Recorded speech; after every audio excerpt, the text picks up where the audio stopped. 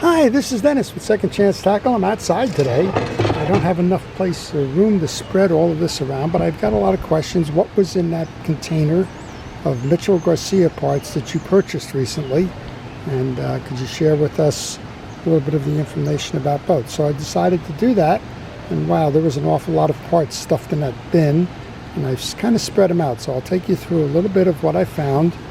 And boy, if you need a Mitchell part, by all means, give me a ring, because I have more than I'll ever use. So the first set of parts here are all related to the Mitchell 308. The Mitchell 308 is the ultralight reel, and I got some hard to find parts because I have a lot of spools. I have, I think, a quick counted. Yep. There's 15 spools, some of them with the original containers and some of them without.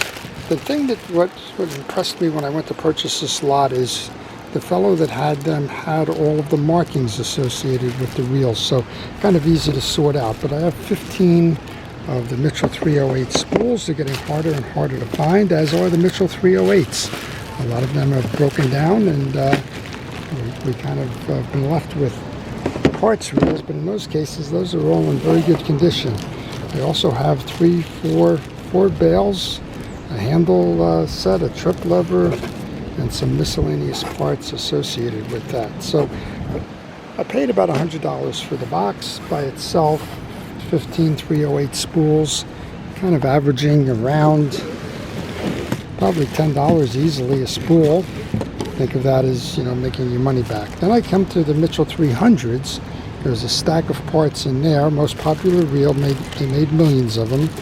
And again, I've got, I think I counted 16 of these, many of them in the extra cases. But the 300 spools are always in demand, and they are always important to me when I go to repair the reels. A lot of times these 300s that I get in will have corroded, broken, paint faded spools, and dress them up right away with those. Well, let me shift the camera angle here a little bit because there's more going on with those Mitchells. And I have a stack of parts here, and again, many of them labeled, and I know what they are. It's hard for you to see them. I'm not going to pull them all out of the bag, but this bag has got some handles in it. It's got several main gears. It's got trip levers. I'm looking quickly for some other pieces in there. It's hard to see. There's some bale screws. I don't see the springs, but that's okay. Then we have the 301 trip levers, the left-hand side. I have a partial reel here. Looks like the reel in the bag project, right? We have the rotor, we have another spool, the handle, the trip lever. There's a bale spring for the 300. I have a bag here with some, again, some pieces in it. So I'm not quite sure what this fellow did. These kind of look like reels that he couldn't repair, that all of a sudden just became, let's get the usable parts together. 2 bales, side plate, 2 side plates, and some miscellaneous parts in that. And here's a reel with the reel foot. That one tends to break a lot, so we have the housing for both sides of the 300 on that. Another housing, another rotor, and some miscellaneous pieces here. So the fellow was originally asking over $200, and we had a conversation, and basically what we came down to was, look, I'll give you $100. It's going to take me a long time to use these parts, if I can use them at all. And if you want to get rid of them all in one fell swoop, the $100 is the offer, and that's what we got. 6 new bale wires for the 300. That's a common problem in the Mitchell 300s.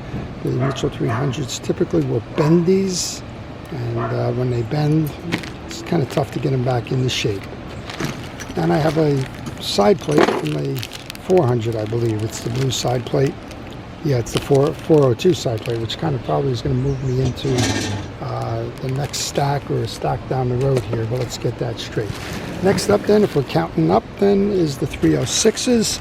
I have 5 or 6 of the spools from the 306, and one of the things I have to say about the fellow is he took care to package them and to clean them, and then of course he was trying to sell retail. You know, he's got prices marked on here. They're retail prices. But nonetheless, they're always in demand for spare spools or repairs. There's 2 rotors for the 306 and a side plate, side case. 2 handles for the left-handed version. So I'm going to have to go back and figure out what he meant by left-handed, whether it was you crank with your left hand or it's the left-handed version. Here's a couple of main gears, another handle in there, the bail for the 306. Here's your spacer, your trip ramp, anti-reverse and spring. A couple of bail mounting screws, the planetary gear. There's an awful lot going on in that bag. Here's the planetary shell. Trip lever, another handle in here. Side plate, the trip lever screws, main gear. So again, nicely identified. I got to do these one of these days. So I think some of you will already know that I was able to buy out a repair shop about 4 or 5 years ago in Mitchell Parts, and I wish they had come this way. I'm going to go compare some of these to those actually and see if I can't consolidate the two. Here's a 306 axle shaft. Here's your trip lever for your rotor, your bail ramp. Not seeing that little screw that goes with it. Another 306 handle. The planetary gear. Nice package there as well. Another axle shaft for the 306. They tend to bend. Here's a 406 pinion gear. Another handle. I'll have to figure out which side this is. I believe this is for the it's labeled 306, but it appears to be, yep, that would be the 306 handle. Another spool. Another housing with the main gear, another side plate. So on the 306s, we're in pretty good condition there. Let me move down the line here. We'll see if I can refocus this camera, because this next group here is the 302 402s. Well, I said that real quick, and I have a handle for a 906, and I also have a spool for the 9000. So the 9000 series was the last of the Mitchell series, and I believe that probably is for the 9000 as well. And I'm looking at this one, I just don't know it. It just says high speed. So maybe it's a 402, maybe it's not. I guess we'll find out. So 3 more handles here, large handles. Again, I need to identify them. This is just coming from a supply company, but we don't have the part numbers on them. It says left-handed reel. So yeah, that would probably be the 307. Just looking at the threads, these would probably be 307s as well. Just like the other ones, we have a host of spools. Some of them have the boxes associated with them. Some of them have the carriers associated with them. I think when I did a quick count on these, there are 11 spools that will work on either the 302 or the 402. Again, just like the other ones, this one looks like a reel in a bag. I have a couple of bail wires in there. Looks like there's a trip spring, there's another handle in there, there's a rotor, and so on. So when you evaluate parts, you got to look at a couple of different things. One of them is, are you going to be able to use them? Because buying a whole host of parts just for the sake of having a host of parts, well, you're going to sink a lot of money into it, and you're probably not going to get that return real quickly. Many of you know that I do the real repairs on the Mitchells, and I do go through parts, so I can use them. It's an awful lot of effort to attempt to sell parts through eBay or whatever. It just takes, well, you can see what this fellow was doing, right? You have to label each one of them. You have to make sure that they're the proper part. You know, you make sure that it's not worn or broken, that the person who's going to receive it is going to have an issue with it. And then you got to track it, you got to list it, you got to ship it, you got to do all kinds of things. So you can make money selling a parts lot on eBay, but understand that it's going to take a lot of effort to do that. I see we have a crosswind block. We have the planetary gear for the 302. Those little studs on the planetary gears tend to rip off a lot when they're misinstalled. We have some washers, springs for the rotors, handle knobs. I probably should do a video one of these days on how to replace the handle knob, side plate, bail screws, and so on. And then a secondary bag with the same, lots of information in there. These are labeled 402s. There's an anti-reverse dog. There's some springs. There's the carrier for the axle shaft, the crosswind block on that one as well. So good set there. I do a lot of work on 402s and 302s. This says 402. We have 2 pinion gears here. I have a trip lever. I have the piece that goes under the rotor. So rotor nut.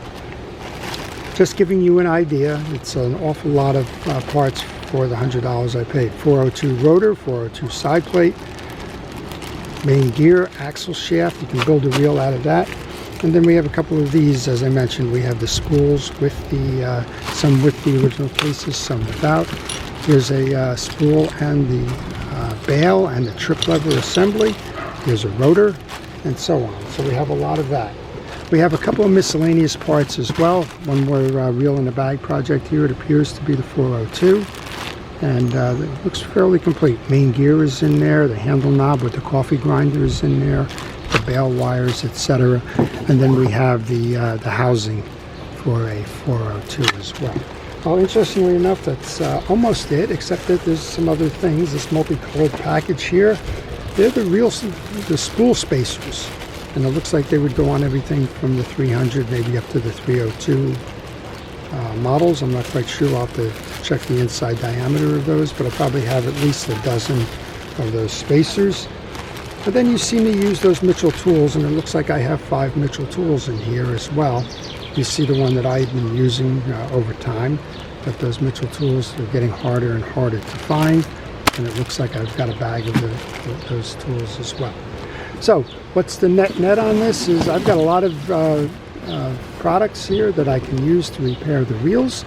I certainly have a lot of parts that if they're needed, I'm certainly willing to sell and pass along to you. And oh, by the way, there was one more thing in that box, and it is a Luxor salmon reel. This one is made in France. I believe this is converted. I could be wrong, but I believe this has been converted to a bailless fishing reel. It looks like there would be one part of a bail here and the other over there. I have a spring wire here that looks like that this has been made into a bailless version of the reel. And you know what? It works. So just by itself, this particular reel is probably half the value of what I paid for the lot. So I hope you've enjoyed a little insight into what I have. Again, if you're working on Mitchell reels and you need a part, well, looks like I have a few parts I'll be happy to part with if you allow me the pun there, or the extension of the word part. And if you do, just send me a note to my email, and I'll be happy to see if I can provide you with those pieces and parts. So that's an answer to the question, what was in the box? Lots. And hopefully we'll use these to give all the reels a second chance.